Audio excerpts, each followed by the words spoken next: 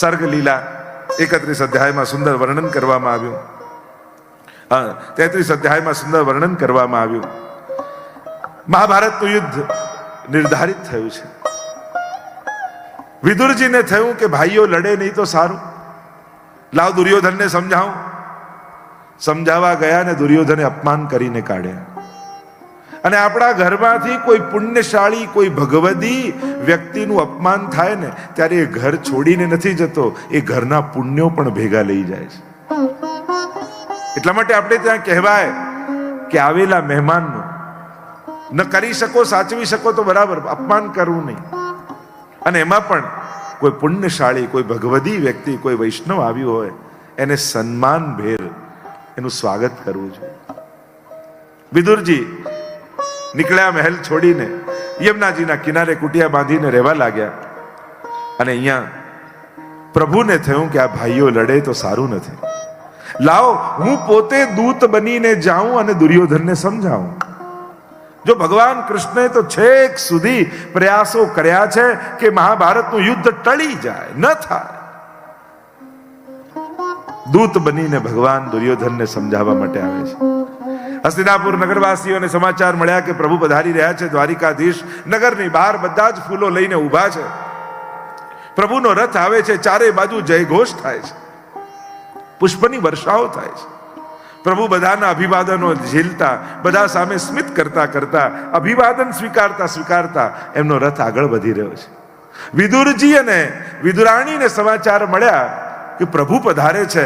વિદુરાણીએ કહ્યું ચાલો ને પ્રભુના દર્શન કરવા જઈએ. ભલે નજીક નહીં જઈએ, દૂરથી દર્શન કરીશું. એક ઝાડની આડમાં ઊભા રહી ગયા બંને અને પ્રભુ બધાના અભિવાદનો ઝીલે છે. વિદુરાણીએ કહ્યું સાંભળો છો નાથ, મને તો મનમાં એમ થયું પ્રભુ આપણી સામે જુએ અને સ્મિત કરે તો કેવો આનંદ આવે. એટલામાં પ્રભુની દ્રષ્ટિ પડીને કહ્યું કાકાજી નમસ્કાર. અને મંદ મંદ સ્મિત કરતા પ્રભુએ હાસ્ય કર્યું. વિદુરાણી તો પ્રસન્ન થઈ ગયા. અરે આ માનો આપણો જ મનોરથ પૂરા કરવા ઠાકોરજી પધાર્યા છે. મારા મનમાં તો બીજો મનોરથ જાગ્યો. શું ઠાકોરજી આજે આપણા ઘરે પધારીને રાજભોગ આરોગે તો કેવો આનંદ આવે. અરે એમના માટે તો 56 ભોગ સિદ્ધ કર્યા છે, એ કોઈ આવતા હશે. મનમાં મનોરથ આવ્યો એટલે મેં કહ્યું જો જ્યારે પણ ઠાકોરજી સંબંધી મનોરથ કરો ને ત્યારે ક્યારે પણ એ મનોરથ મનમાં વિચારતા પહેલા પોતાના સામર્થ્યનો વિચાર ન કરતા. પોતાના સામર્થ્યને જોઈને મનમાં મનોરથ નહીં કરવા. તમે જેનો મનોરથ કર્યો છે ને એ પ્રભુના સામર્થ્યને જોઈને મનોરથ મનમાં કરજો. જ્યારે પણ મનમાં કોઈ ઉત્તમ મનોરથનો વિચાર આવે ને ત્યારે હું થોડી આવી કથા કરી શકું, હું થોડી આવો મનોરથ કરી શકું, મારાથી થોડી આવું થાય, મારામાં ક્યારે પણ આવો હીન ભાવ લઈને મનમાં મનોરથ નહીં કરો. જો ઠાકોરજીને કરાવવું હશે ને તો દિવસ બદલતા અને દિવસ ફેરવતા ઠાકોરજીને ક્ષણની પણ વાર નથી લાગતી.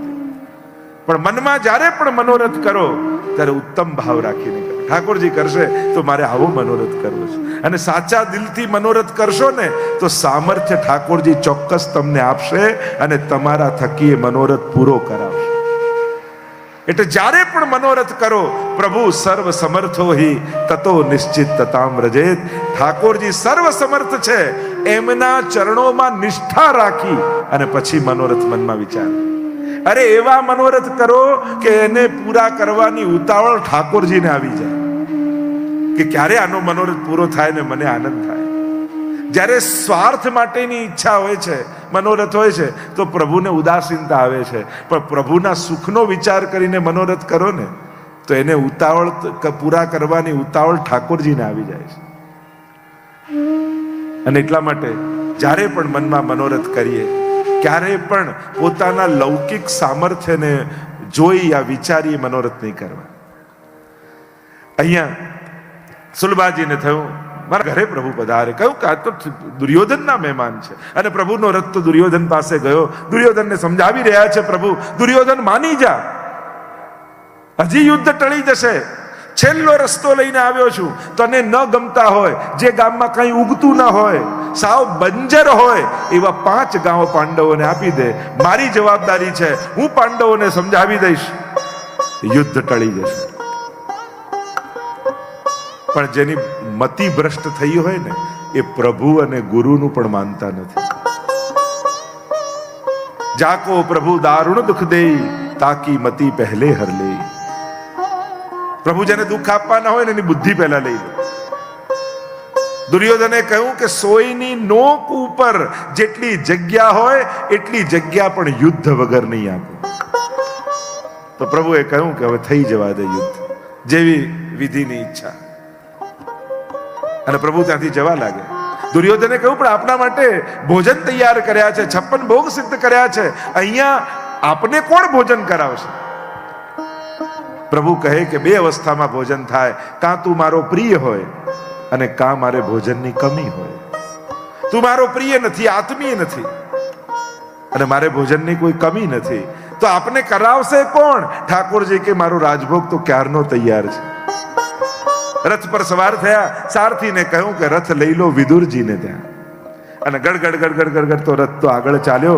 અહીંયા વિદુરજી સ્નાન કરીને પ્રભુના નામની માળા ફેરવવા માટે બેઠા છે. વિદુરાણી સ્નાન કરવા ગયા છે અને બેઠા બેઠા વિદુરજી પ્રભુના નામની માળા ફેરવે છે.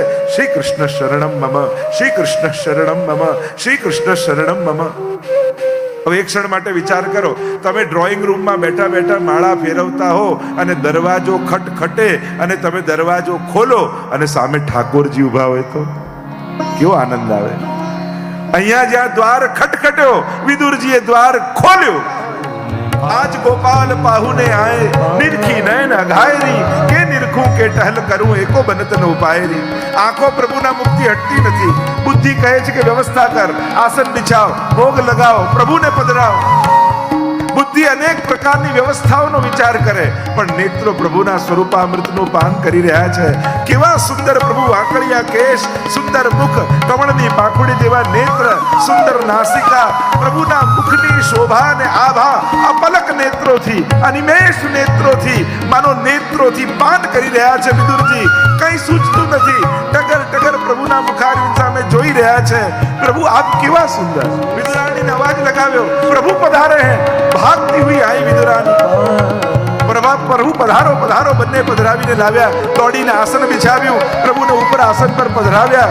બંને નીચે બેસી ગયા અને બસ ટગર ટગર પ્રભુના મુખ સામે ગયા. માનો કોઈ કમળમાંથી ભ્રમર રસ પીતો હોય એમ નેત્રો ભ્રમર બની ગયા અને મુખ કમલના સ્વરૂપામૃતનું પાન કરવા લાગ્યા. 5 મિનિટ, 10 મિનિટ, અડધો કલાક, કલાક પ્રભુને થયું કે આજે ઉપવાસનો દિવસ લાગે. પ્રભુ ચાલતા ચાલતા જ્યાં પધાર્યા છે, પ્રભુના એક એક ભાવ ભંગીનીઓને જોઈ મોહિત થઈ રહ્યા છે. પ્રભુના સ્વરૂપામૃતનું પાન થઈ ગયું એટલે પ્રભુને થયું કે હવે કહેવું જ પડશે, કાકાજી બહુ ભૂખ લાગી છે, ઘરમાં ભોજન છે? સુરભાજી તો રડી પડ્યા. અને પ્રભુ આજ તો અમારો મનોરથ હતો કે આપ અમારા ઘરે આવીને ભોજન આરો.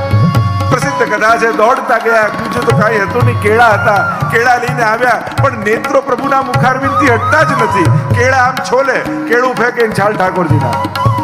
પ્રભુને થયું મારે ગીતાજીમાં બોલવાનું જ છે, પત્રમ પુષ્પમ ફલમ તોયમ યોમે ભક્ત્યા પ્રયચ્છતિ. લાવ બોલું એના પહેલા આરોગી જો.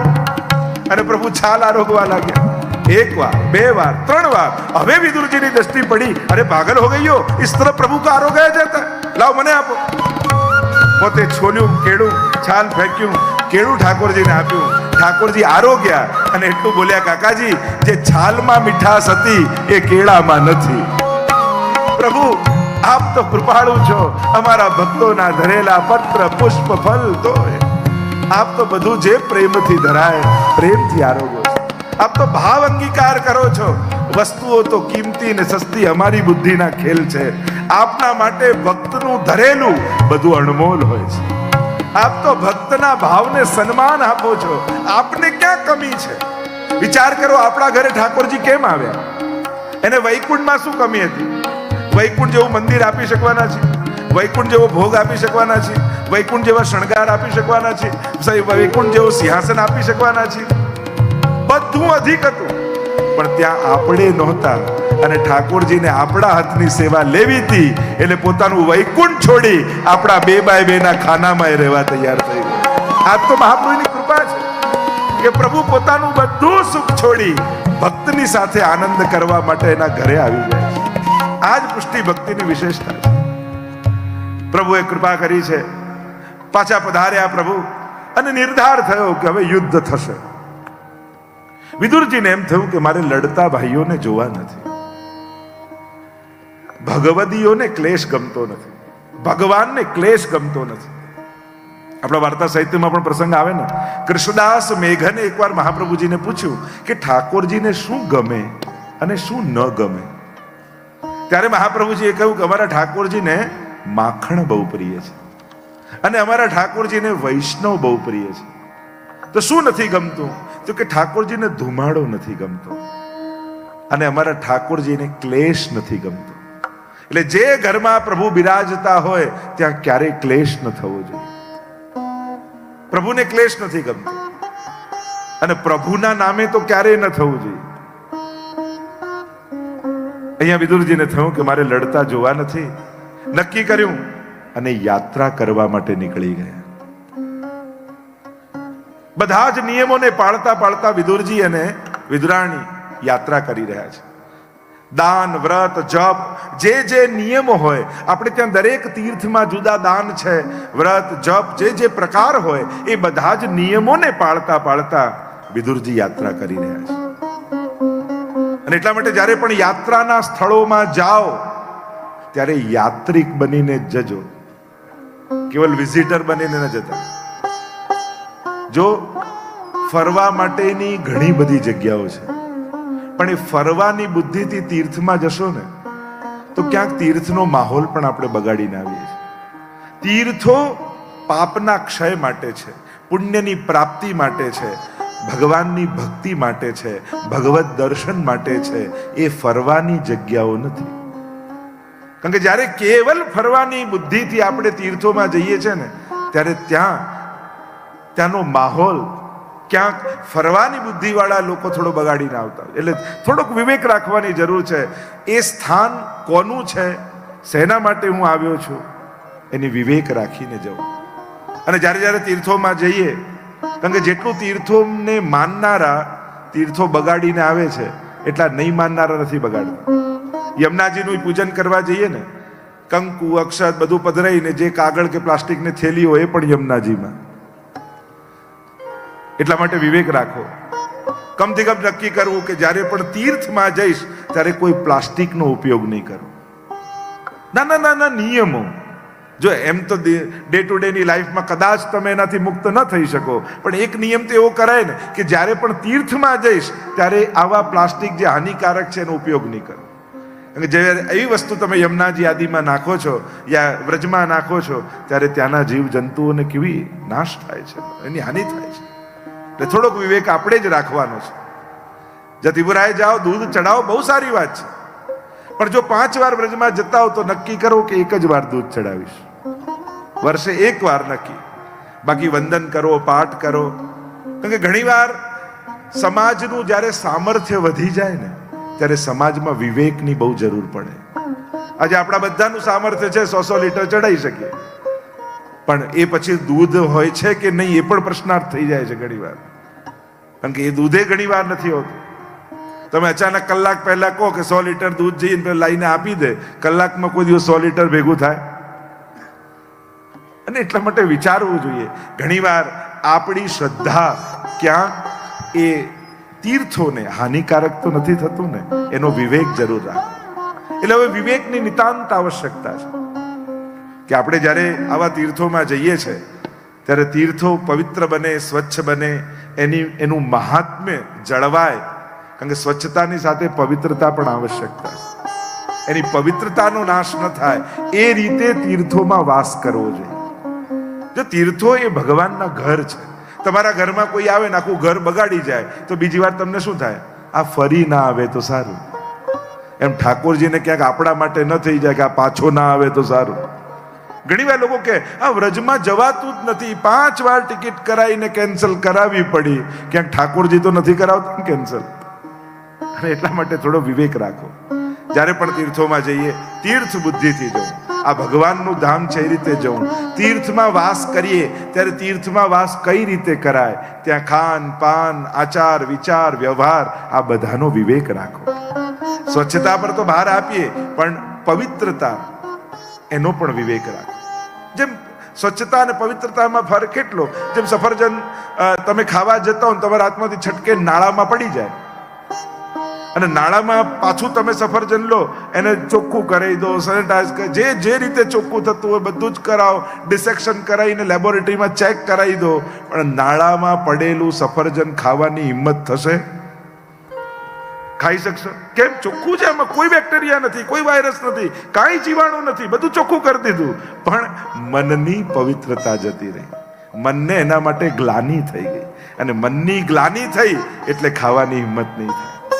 તો પવિત્રતા એ મનની ગ્લાનિ સાથે જોડાયેલું છે. તો સ્વચ્છતા અને પવિત્રતા બંનેનો વિવેક રાખો.